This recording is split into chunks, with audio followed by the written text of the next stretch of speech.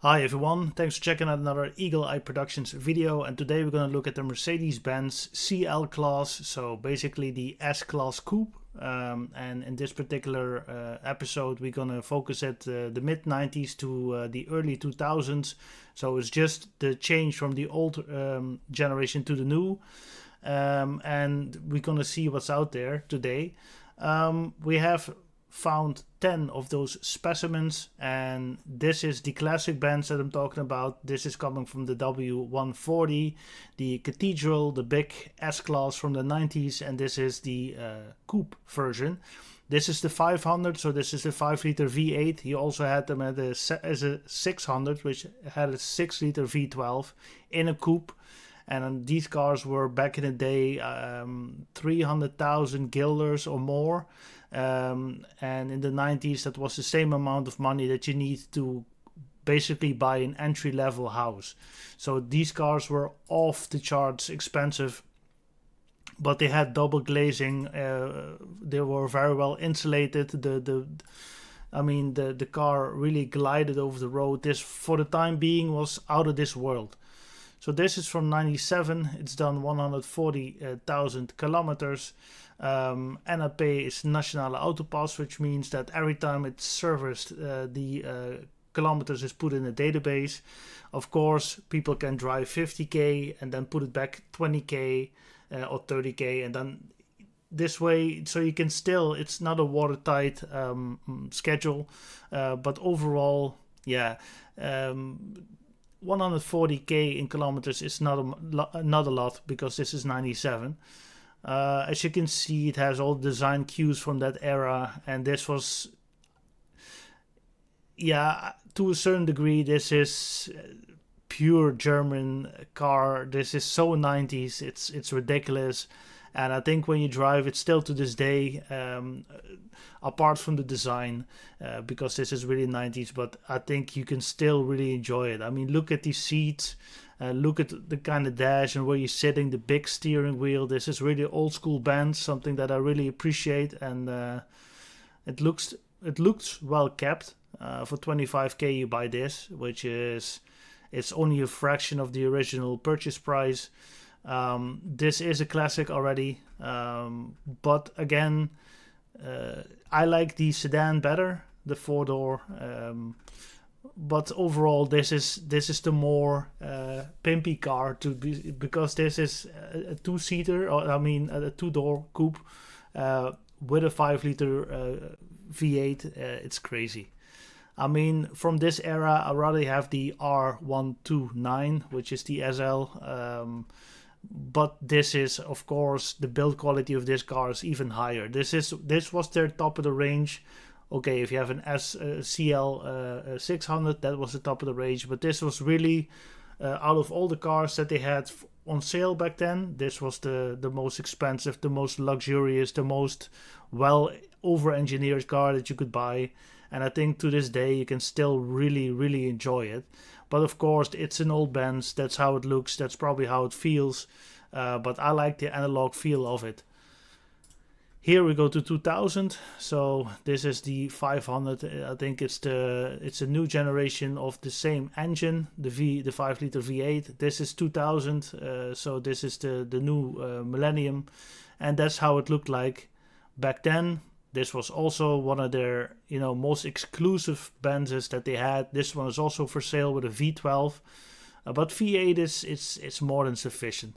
I mean, to this day, this car is still beautiful, and think about it, 13.5k, maybe you can take it home for 12.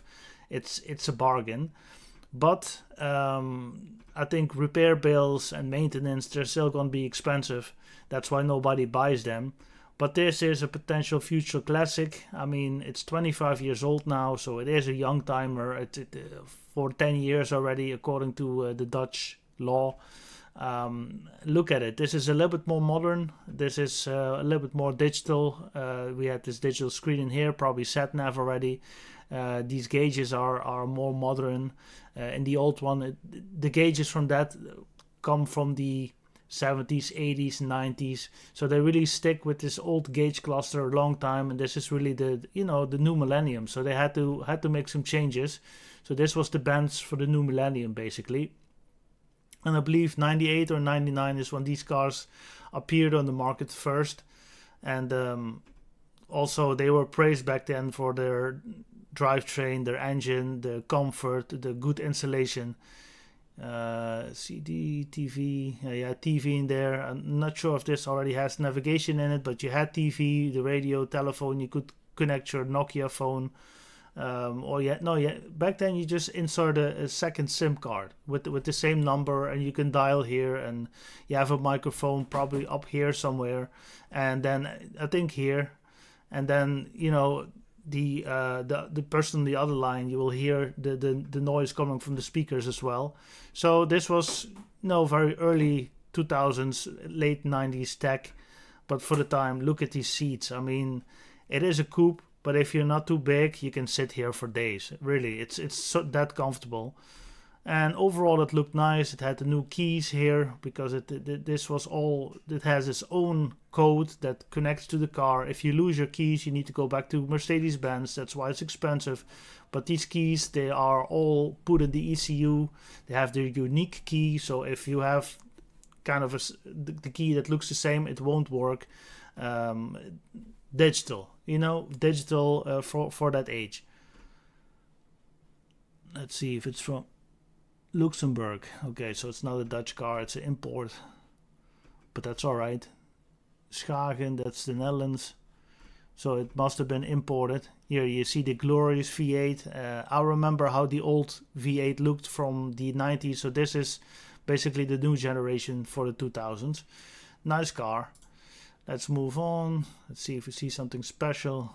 This is... wow.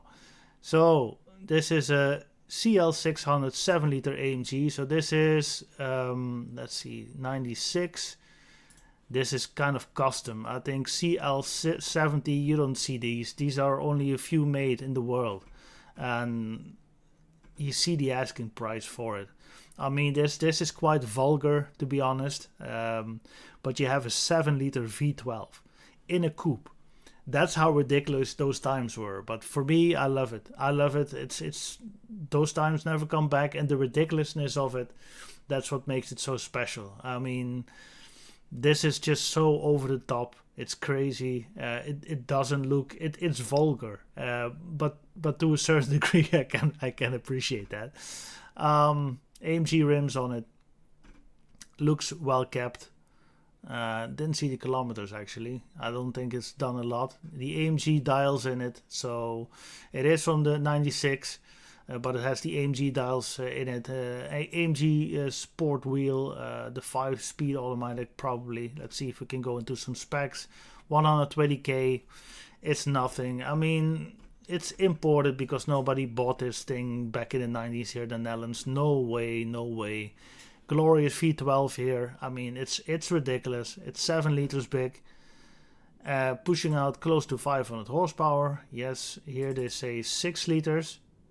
I think that should be 7, right? So this is 6, but it should be 7, being the 70. 5-speed automatic. It was imported, weighing 2200, so more than 2 tons. Crazy. This is crazy. Yeah, this is really for a collector, basically. It looks alright. You gotta check for rust. This looks a little bit sketchy, but these cars rusted as well. But maybe it was imported from the Middle East or a country like that. But this is over the top. So this is probably the most expensive one you can find here in the Netherlands. Alright, let's see. What else we got? We got the 500, 2000. You also had these in here we have it. So, and here you have the new generation also with the 6-liter V12. So that's what's out here. These cars are old. This is a young timer. It claims to be full option. It has to be because it's the top model, the 6-liter V12. To a certain degree, I can still really appreciate the looks and the styling and the feel of it. Definitely.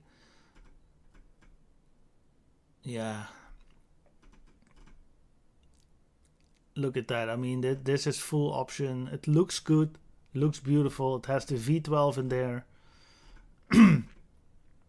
Let's see what they ask for it later. But it looks, yeah, it's been used definitely, but overall it's a great shape. 25 years old, guys. I mean, here you can hook your phone up to it. How great would it be to have like an old Nokia phone in this car? Like you really go back to the 2000s and you just have a smartphone in your pocket, you know, or just for navigation. Or you should keep this car original. That's basically what I'm saying. Okay, so this is radio, CD, tape. Okay, and TV. Had a TV receiver in here. Curious if that still works after all these years. Both surround sound, pulsed, so it has massage and heated and ventilated chairs in it. I mean, this is full option. The old school V12, you saw it later, that square thing in the 90s. This was the continuation for the late 90s, early 2000s of the V12, 6 liters big, producing only 370 horsepower. 15k. It's not a lot, actually. I'm not really sure, but the kilometers, 110k, is not a lot. It's a 6-liter V12. There are some issues with the engine, but only a few. And if you can do it-yourself maintenance on it, then it will really save you a lot.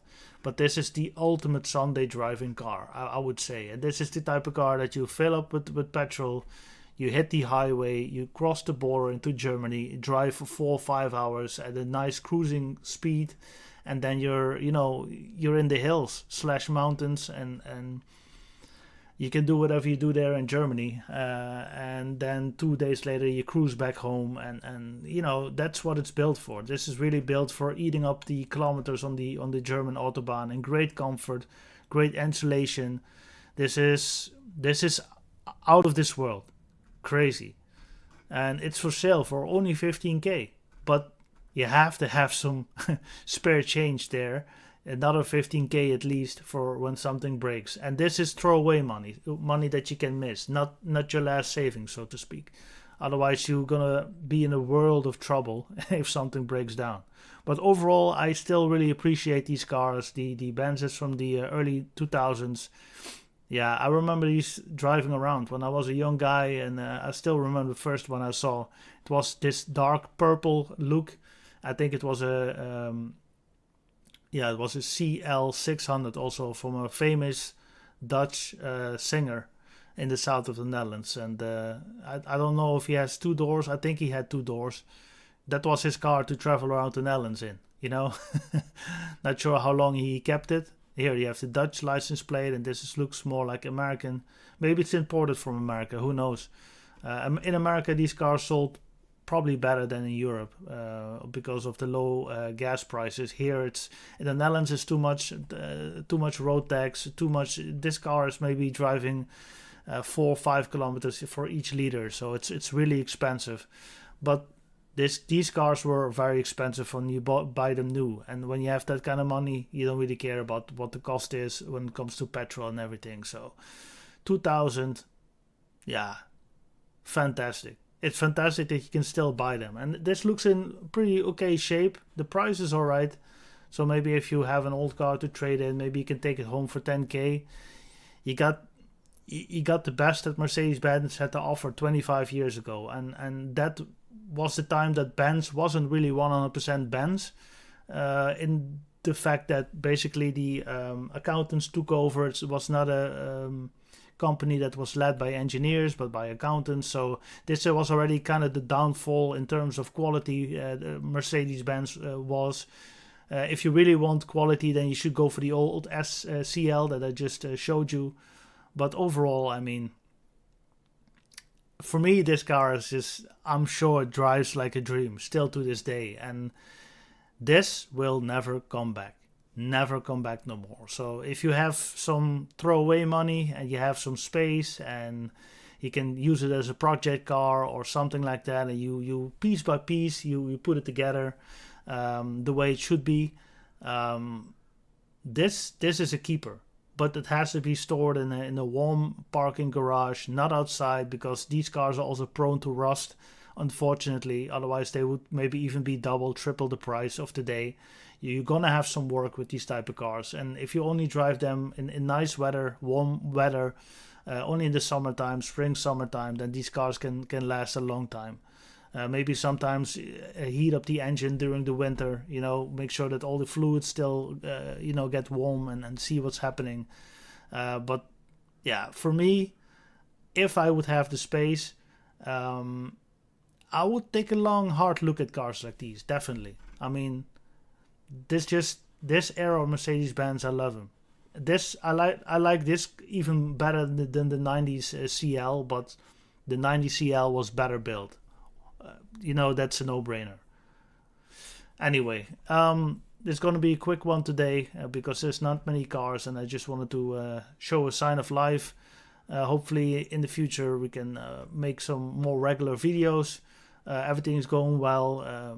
Hope you're also doing fine, and I wish you guys already a great weekend. Thanks for watching. See you in the next one.